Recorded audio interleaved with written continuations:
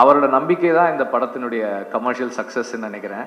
நான் படம் பார்த்துட்டு அவர்கிட்ட சொன்னேன், சார் நல்லா இருக்கு, நீங்கள் இன்வெஸ்ட் பண்ண காசு வந்துடும் சார், ஒரு இவ்வளோ ஒன்று பண்ணோம் அப்படின்னு நான் ஒன்று சொன்னேன், இவ்வளோ வரும் சார் அப்படின்னு. அவர் அது மாதிரி 3 மடங்கு சொன்னார். நான் அப்படியே காரில் போகும்போது அப்படி யோசிச்சிட்டே போகிறேன், திரும்பி வீட்டுக்கு படம் பார்த்துட்டு போகும்போது. சரி, ஒரு ப்ரொடியூசராக கான்ஃபிடென்ட்டில் இருக்கார். நான் சுரேஷ் கிட்ட கூட சொன்னேன், சரிப்பா ஒரு ப்ரொடியூசராக அவர் ஒரு கான்ஃபிடென்ஸில் இருக்கார், பட் அது எப்படி அந்த மாதிரி இருக்காது. அதுக்கப்புறம் நான் வந்து பின்னாடி ஒரு ரிலீஸ் ஆன அன்னைக்கா இல்லை அதுக்கு அடுத்த நாளாக தெரியல, ராஜா கிட்ட பேசினேன். அவர் ஒன்று சொன்னார், சார் ப்ரொடியூசர் இவ்வளோ எதிர்பார்க்குறாரு சார். நான் கொஞ்ச நேரம் யோசிச்சேன், என்ன இவ்வளோ கான்ஃபிடென்ட்டாக இருக்காரு இந்த படத்தில். ஆனால் அவருடைய கான்ஃபிடன்ஸ் தான் கரெக்டாக இருந்தது. ஆக்சுவலாக அவருடைய கான்ஃபிடன்ஸையும் தாண்டி இந்த படம் வந்து ஒரு கமர்ஷியலி பெரிய சக்ஸஸ்ஃபுல் ஃபில்மாக இருக்குது.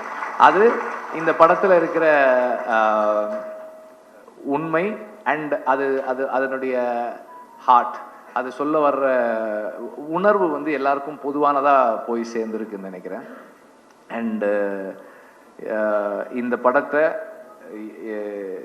இப்படி ஒரு படமாக கொண்டு வந்து சேர்க்கறதுக்கு சுரேஷுடைய எஃபர்ட் ஒரு ஸ்பெஷல் எஃபர்ட்னு நினைக்கிறேன். ஏன்னா ஒரிஜினலி வந்து இது தமிழுடைய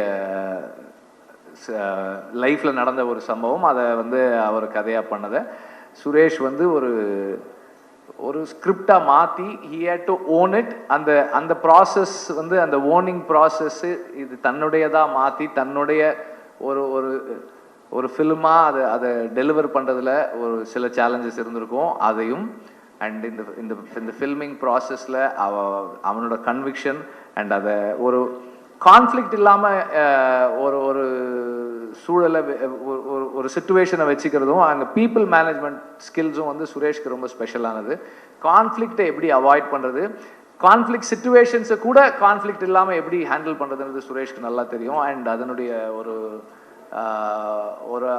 ஒரு அவுட்புட்டாக தான் இந்த படத்தை சக்ஸஸ்ஃபுல்லாக எடுத்து முடிச்சதை நான் பார்க்குறேன். அண்ட் அந்த படத்துக்குள்ளே இருக்கிற ஏஸ்தட்டிக்ஸ், அதனுடைய ஃபினஸ் எல்லாம் வந்து whatever he had in him அது வந்திருக்கு. And the whole team actors எல்லாருமே வந்து இந்த படத்துக்கு ஒர்க் பண்ணியிருக்காங்க. எல்லாத்தையும் தாண்டி இந்த படத்தை தமிழ் ஆடியன்ஸ் பார்த்தது வந்து it's a very very special thing.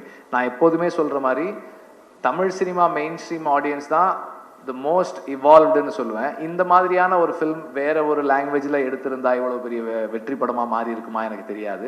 அது தமிழில் மட்டும்தான் செய்கிறாங்க தொடர்ந்து.